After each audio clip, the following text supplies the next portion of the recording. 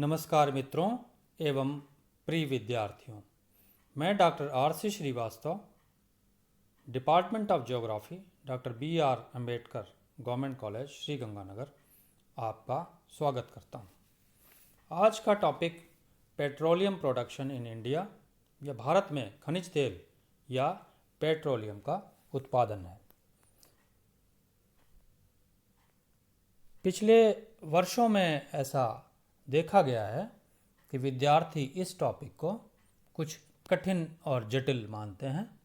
ये बहुत विस्तृत टॉपिक भी है, इसलिए कोशिश ये की गई है कि इसको कुछ छोटा और रोचक तरीके से प्रस्तुत किया जाए। तो जो छात्र इसको कठिन समझते हैं वो इसको कठिन और जटिल न समझकर इस रूप में देखें तो ये कुछ आसान लगने लगेगा। पेट्रोलियम पृथ्वी के गर्भ से प्राप्त होने वाला हाइड्रोजन तथा कार्बन का मिश्रण है। खनिज तेल का निर्माण वनस्पतियों तथा जीव जंतुओं के सड़ने गलने से होता है। भूगर्भिक दृष्टि से खनिज तेल का संबंध टर्शियरी युग की जलज चट्टानों से लगाया जाता है। भारत में सामान्यतः 20 से 30 लाख वर्ष पुरानी अवसादी चट्टानों में इसके भंडार हैं।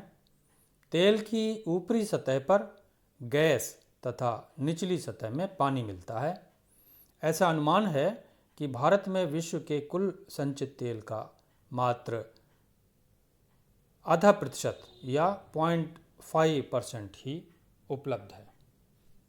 भारत में खनिज तेल की खोज, ये भारत में जो खनिज तेल की खोज है वो अकस्मात हुई। असम के मार्गरीटा क्षेत्र में 1860 में Assam railway trading company railway line बिछाने का कार्य कर रही थी। रेल के स्लीपर लाने का कार्य हाथियों द्वारा कराया जा रहा था। एक दिन कंपनी के लोगों ने देखा कि एक हाथी के पैर में तेल की चिकनाई लगी हुई है। खोजने पर ज्ञात हुआ कि हाथी जिस तालाब में नहा कर आया था उसका पानी चिकनाई युक्त है। बाद में वहां पर खुदाई करने से खनिज तेल की प्राप्ति हुई। तेल के वास्तविक खनन का कार्य 1866-67 से प्रारंभ हुआ, जब मार्गरीटा के निकट माकुम नामक स्थान से तेल प्राप्त किया गया। 1890 में डिगबोई क्षेत्र से तेल प्राप्त हुआ और 1899 में असम ऑयल कंपनी का गठन किया गया। बर्मा ऑयल कंपनी की स्थापना 1915 में हुई और तेल उत्पादन में गति आई। बर्मा ऑयल कंपनी ने सुरमा घाटी में सिलचर के निकट तेल निकालने का कार्य किया।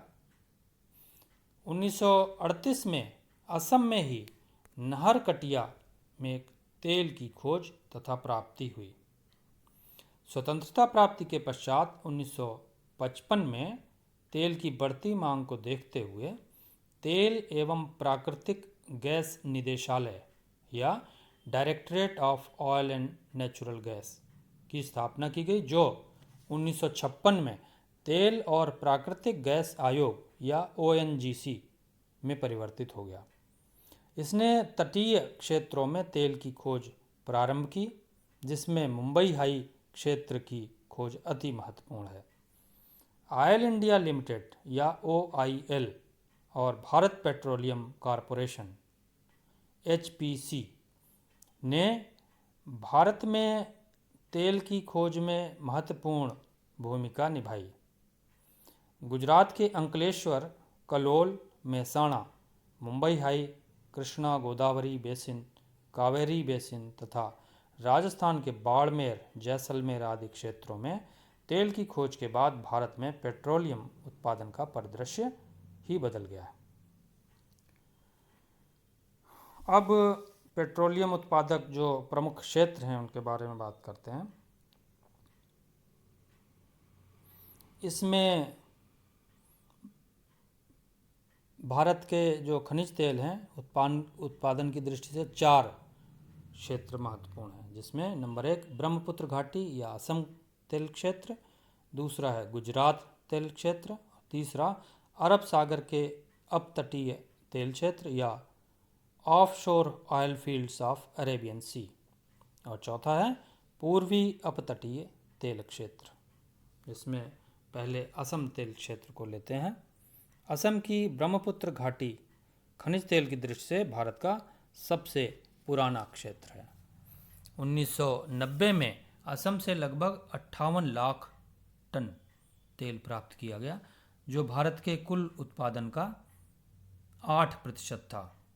असम के तेल उत्पादक क्षेत्र इस राज्य के उत्तरी पूर्वी किनारों से ब्रह्मपुत्र तथा सुरमा घाटियों के पूर्वी किनारों तक लगभग 300, इसमें दिखाया जा रहा है 320 किलोमीटर लंबी पेटी में मिलते हैं। असम के मुख्य तेल उत्पादक क्षेत्र डिगबोई, सुरमा घाटी, नहरकटिया, हुगरी मोरेन तथा शिवसागर हैं। यहाँ का तेल डिगबोई, नूनमती, बरौनी तथा बोगई गांव की तेल शोधनशालाओं में साफ किया जाता है। असम के तेल को बरौनी तक ले जाने के लिए 1167 किलोमीटर लंबी पाइपलाइन का निर्माण किया गया है। दूसरा है गुजरात के तेल क्षेत्र। गुजरात की तेल पेटी सूरत से लेकर अमरेली या राजकोट तक फैली हुई है। कच्छ, बड़ौदरा, भड़ौच, सूरत, खेड़ा, महसाना आदि प्रमुख उत्पादक जिले हैं। इन जिलों में नवगाम, कलोल, बलोल, कोसंबा, अहमदाबाद, महसाना आदि स्थानों पर तेल के कुएं खोदे गए हैं। अंकलेश्वर, अहमदाबाद, कलोल, महसाना आदि प्रमुख उत्पादक क्षेत्र हैं। तीसरा देखते हैं अरब सागरीय अपतटीय तेल क्षेत्र। भारत के तेल उत्पादन में महत्वपूर्ण परिवर्तन 1976 में आया, जब अरब सागर के अपतटीय क्षेत्र में तेल उत्पादन होने लगा। सन 2008-9 में यहाँ देश का लगभग 62% तेल प्राप्त हुआ। यहाँ 3 प्रमुख तेल क्षेत्र हैं, जिसमें से पहला है मुंबई हाई तेल क्षेत्र। यह महाराष्ट्र के महाद्वीपीय मग्न तट या जिसको इंग्लिश में कॉन्टिनेंटल शेल्फ कहते हैं, पर मुंबई के उत्तर पश्चिम में 176 किलोमीटर दूर स्थित है। वर्तमान में यह क्षेत्र अकेला ही भारत के 50% से अधिक तेल का उत्पादन करता है। यहाँ समुद्र पर तैरते हुए विशाल जलयान की सहायता से तेल की खोज व उसका दोहन किया जाता है। यह एक प्रकार का जल में बना हुआ प्लेटफॉर्म है, जिसे सागर सम्राट कहते हैं। दूसरा है बसीन तेल क्षेत्र। यह मुंबई हाई के दक्षिण में जंजीबार से 48 किलोमीटर की दूरी पर स्थित है। यहाँ 1900 मीटर की गहराई पर तेल के विशाल भंडार मिले हैं। यहाँ तेल का उत्पादन अभी हाल में ही शुरू हुआ है और आशा है कि शीघ्र ही यह मुंबई हाई या और भी अधिक महत्व प्राप्त कर लेगा। और तीसरा है अलियाबेट तेल क्षेत्र। यह गुजरात के भावनगर के 45 किलोमीटर पश्चिम में खंबात की खाड़ी में अलियाबेट द्वीप पर स्थित है। यहाँ पर भी तेल के विशाल भंडार पाए जाते हैं। चौथा है पूर्वी तट के तेल क्षेत्र। महानदी, गोदावरी, कृष्णा तथा कावेरी नदियों के समुद्रीय डेल्टा क्षेत्रों में भी पेट्रोलियम तथा प्राकृतिक गैस की खोज की गई है। और लास्ट में राजस्थान के तेल क्षेत्रों की बात करते हैं, जिसमें बहुराष्ट्रीय कंपनियों को बीकानेर नागौर बेसिन, जैसलमेर बेसिन और बाड़मेर सांचौर बेसिन में 5 ब्लॉकों में तेल की खोज का काम सौंपा गया है। केयर्न एनर्जी कंपनी ने बाड़मेर के बायतू क्षेत्र में लगभग 1 बिलियन टन तेल का भंडार खोज निकाला है और उत्पादन भी प्रारंभ हो गया है। गुड़ामलानी के नगर गांव में उच्च गुणवत्ता का तेल भंडार खोजा गया है। बाड़मेर जिले में ही रागेश्वरी, सरस्वती, भाग्यम, मंगला, ऐश्वर्या तेल क्षेत्रों में भी तेल प्राप्ति में सफलता प्राप्त हुई है। मंगला क्षेत्र तेल उत्पादन के दृष्टि से बहुत महत्वपूर्ण दिखाई दे रहा है, क्योंकि इसमें तेल के संचित भंडार भारत के समस्त भंडारों में सर्वाधिक पाए जाने का अनुमान लगाया गया है। इसके बाद खनिज तेल की शोधनशालाएं या पेट्रोलियम रिफाइनरीज। प्राकृतिक रूप से खनिज तेल कच्चे रूप में पाया जाता है। इसमें अनेक प्रकार के पदार्थ मिले रहते हैं। इन्हें तेल से अलग करना पड़ता है। इस कार्य के लिए शोधनशालाओं की स्थापना की गई है। सार्वजनिक क्षेत्र की प्रमुख शोधनशालाएं इस प्रकार हैं। असम में गुवाहाटी, डिगबोई और बोंगईगांव, बिहार में बरौनी, पश्चिम बंगाल में हल्दिया, गुजरात में कोयली जो कि बड़ोदरा में है, उत्तर प्रदेश में मथुरा, हरियाणा में पानीपत और नुमालीगढ़, पंजाब में भटिंडा, महाराष्ट्र में मुंबई, आंध्र प्रदेश में विशाखापट्टनम और तातीपाका, तमिलनाडु में चेन्नई, नागापट्टनम, केरल में कोच्चि, कर्नाटक में मंगलौर, मध्य प्रदेश में बीना और उड़ीसा में पारादीप। निजी क्षेत्र की तीनों रिफाइनरीज गुजरात में हैं।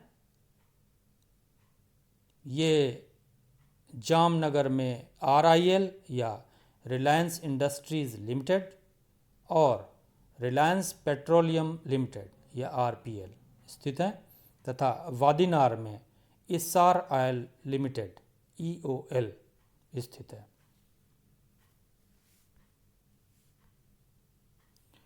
भारत में तेल पाइपलाइनें। प्रमुख पाइपलाइनें इस प्रकार हैं। नंबर 1, नाहरकटिया नूनमती बरौनी पाइपलाइन जो कि 1152 किलोमीटर लंबी है। इससे जुड़ी हुई कुछ पूरक पाइपलाइनें इस प्रकार हैं। नंबर 1, नूनमती सिलीगुड़ी बरौनी हल्दिया और बरौनी कानपुर और नूनमती बोंगईगांव। इसके अलावा दूसरे नंबर पर आती है कच्छ में सलाया कोयली मथुरा पाइपलाइन जो कि 1075 किलोमीटर लंबी है। तीसरे नंबर पर मथुरा दिल्ली अंबाला जलंधर पाइपलाइन जिसकी लंबाई 513 किलोमीटर है। चौथी प्रमुख लाइन बॉम्बे हाई मुंबई अंकलेश्वर कोयली पाइपलाइन है। पांचवी महत्वपूर्ण पाइपलाइन है हल्दिया कोलकाता पाइपलाइन और एक और महत्वपूर्ण पाइपलाइन है कांडला से भटिंडा। अंतर्राष्ट्रीय व्यापार। भारत अपनी आवश्यकताओं की पूर्ति के लिए अधिकांश तेल विदेशों से आयात करता है और इसके लिए अत्यधिक विदेशी मुद्रा खर्च करता है। 2011-12 में भारत ने लगभग 7.5 लाख करोड़ रुपए का तेल आयात किया। भारत के कुल तेल आयात का लगभग 21% सऊदी अरब से, 16% इराक से, 15% ईरान से, 4% संयुक्त अरब अमीरात से किया जाता है। इसके अतिरिक्त म्यांमार, इंडोनेशिया और वेनेजुएला, कुवैत, बहरीन, रूस आदि से भी कुछ तेल आयात किया जाता है। आज की बात यहीं समाप्त होती है। आपने जो आज की बात सुनी उसके लिए आपको बहुत बहुत धन्यवाद।